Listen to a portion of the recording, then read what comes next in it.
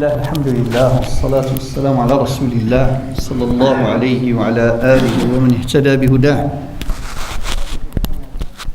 بداية سعداتكم بهذا المقرئ البارع الحقيقة اسكم تشكروا الله على هذه النعمة قولوا الحمد لله. Donc mes chers frères, à mon tour je m'associe à notre cher imam pour vous souhaiter un bon Ramadan. Je vous remercie d'être là, d'être venu et de donner de votre temps, et aussi toutes les personnes qui sont derrière les caméras à travers Facebook ou autres. Je vous remercie pour l'intérêt que vous donnez à ce sujet. Le sujet jeûner autrement.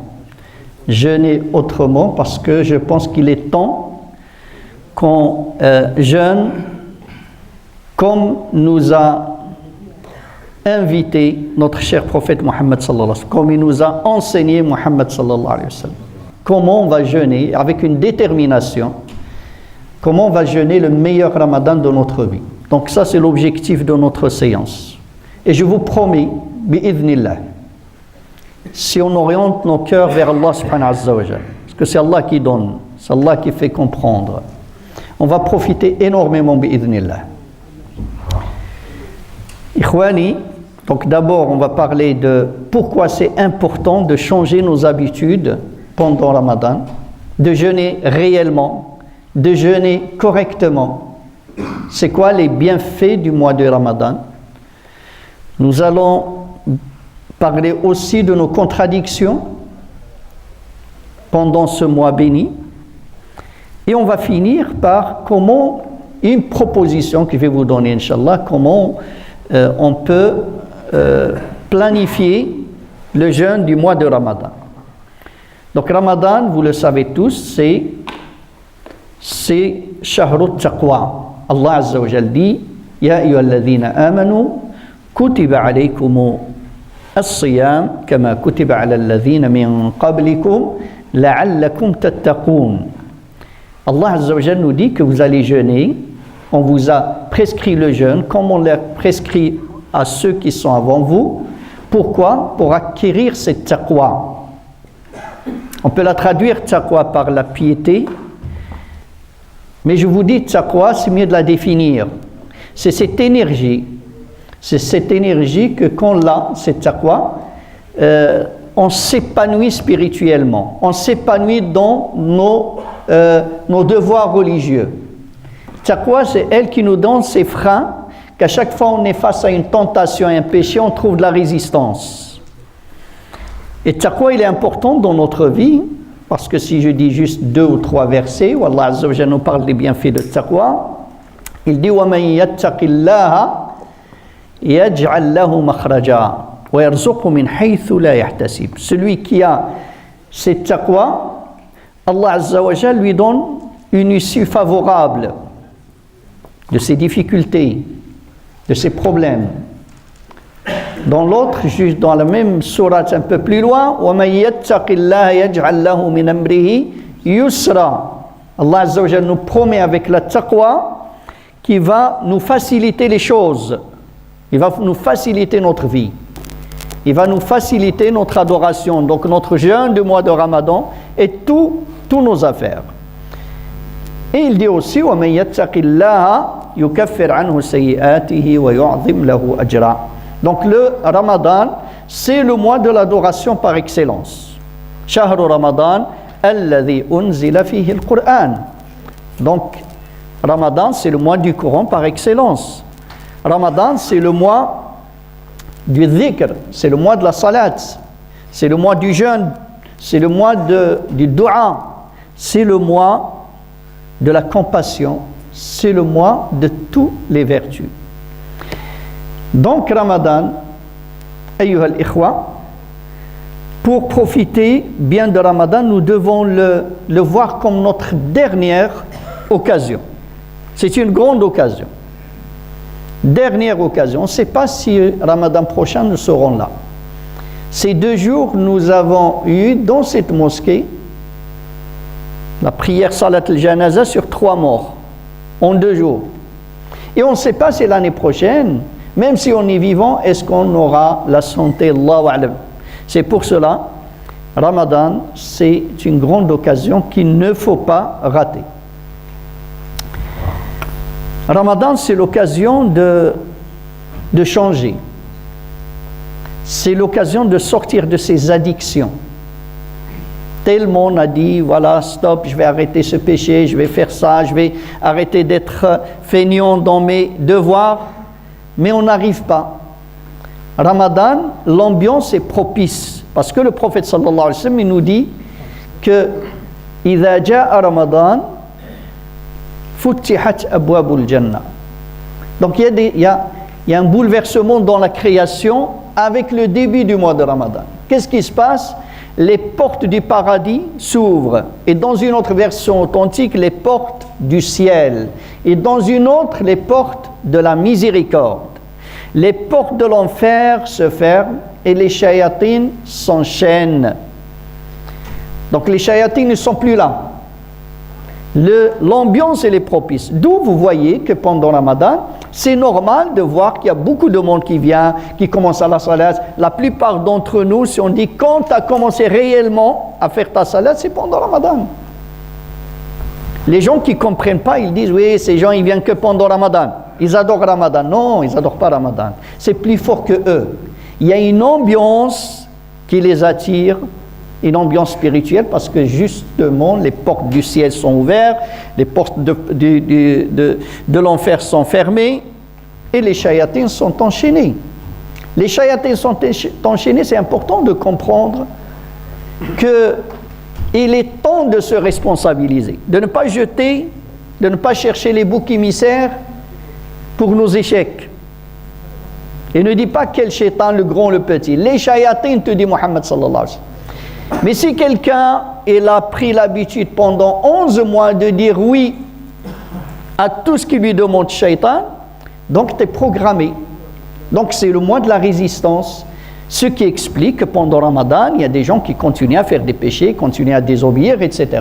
Parce qu'ils sont tellement programmés, s'ils n'ont pas un moment de conscience, ils créent cette résistance pour résister au péché, et bien malheureusement, ils peuvent continuer à désobéir Allah Azza wa Jal, et c'est très grave.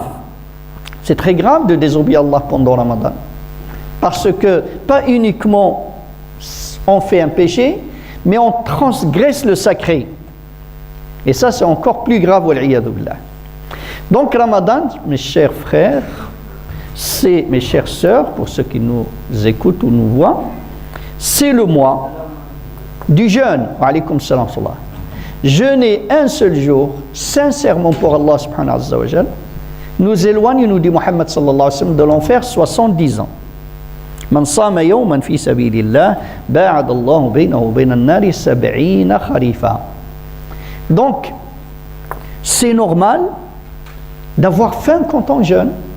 C'est normal d'avoir soif. C'est pas une fatalité. Alors, qu'est-ce que malheureusement on fait comme erreur? Qu'avant Ramadan, on commence à paniquer et acheter, du manger et acheter. Et pendant Ramadan, au lieu que ce soit un mois, on va dépenser moins et faire des économies pour penser aux pauvres, penser aux nécessiteux, on tombe dans la surconsommation, dans le gaspillage. Et c'est très grave. Donc ça sort, le sens de Ramadan, il n'est plus là. Qu'est-ce qui se passe pendant Ramadan? Qu'est-ce que ça doit changer? On mangeait 3-4 fois par jour, on va manger peut-être 2 fois ou 3 fois des 3 petits repas. Nous étions dans la quantité, on mangeait n'importe quoi. Et bien là, on va manger proprement, la qualité. Mais manger trop, c'est dangereux pour la santé. Alors que le Ramadan, c'est l'occasion que le corps se débarrasse des toxines, des maladies, etc. Si on jeûne correctement, vous savez, le jeûne maintenant, musulman, pas musulman, tous les médecins, pratiquement, ils conseillent le jeûne aujourd'hui. C'est devenu à la mode.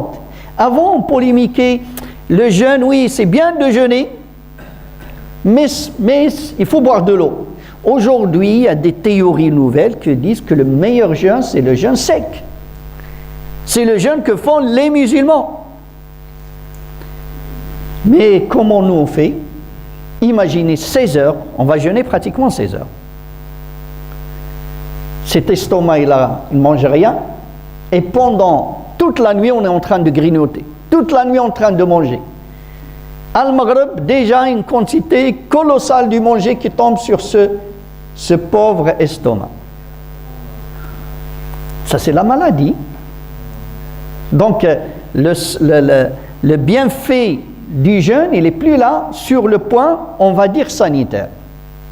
C'est l'occasion de parler aussi que dans les mêmes versets du jeûne que notre cher Imam Ali, Allah Azza wa Jal nous répète 2 fois que celui qui est malade ou en voyage, il peut ne pas jeûner et jeûner en dehors de Ramadan, une fois qu'il est pas malade. Et même dans la deuxième, il nous dit pourquoi. Parce qu'Allah, il veut de vous la facilité, pas la difficulté. Mais malheureusement, vous voyez, dans cette religion, elle est belle. Cette religion, comme il dit le prophète sallallahu alayhi wa sallam, inna hadha ad-din yusr. Certes, cette religion est facilitée. Quand tu vois quelqu'un qui est crispé avec sa pratique religieuse, c'est qu'il a mal compris quelque chose. Quand tu trouves quelqu'un au nom de la religion, qu'il a des problèmes avec tout le monde, avec sa famille, avec ses voisins, etc., c'est qu'il est à côté de la religiosité. La religiosité, ça te donne un sentiment de paix intérieure et de paix avec ton environnement. C'est pour cela que l'islam, c'est la racine de ce mot, c'est salam, c'est cette paix. Et le salut qu'Allah il a choisi pour nous, c'est de dire aux gens, paix sur vous, salam alaykoum. Donc c'est important, ikhwani, de jeûner autrement. C'est important de jeûner correctement. Vous voyez, à l'approche de Ramadan, tous les supermarchés deviennent musulmans. Vous l'avez remarqué ou pas? Tous ils disent Ramadan Karim, masha'Allah. Promotion Ramadan. C'est pas parce que ils nous aiment ou ils veulent devenir musulmans, mais malheureusement, juste c'est un indice d'un niveau très bas où on est descendu. Ils s'intéressent juste à notre pécune, pas à autre chose. Mais normalement, non. Ramadan, on ne doit pas changer.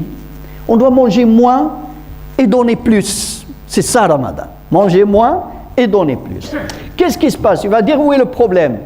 Le problème que nos sœurs, nos épouses, des musulmanes que, comme nous, ils doivent passer leur temps à lire le Coran, à faire dhikr, et passent 6 heures, 7 heures, 8 heures par jour à la cuisine. Mais c'est juste n'importe quoi. Puis après, on va manger beaucoup, on va devenir malade. Puis après, on ne va pas pouvoir faire naître la salat correctement, ni rien du tout. Yuridullahu bikumul yusra. Allah veut de vous la facilité. Alors on va trouver une catégorie de musulmans, il est malade, mais ne peut pas ne pas jeûner. Et là, on doit lui dire une chose. Fais attention. Si tu es malade, et la maladie, ça veut dire, et le jeûne, risque de compliquer ta maladie, ou risque d'aggraver ta maladie, tu n'as pas le droit de jeûner.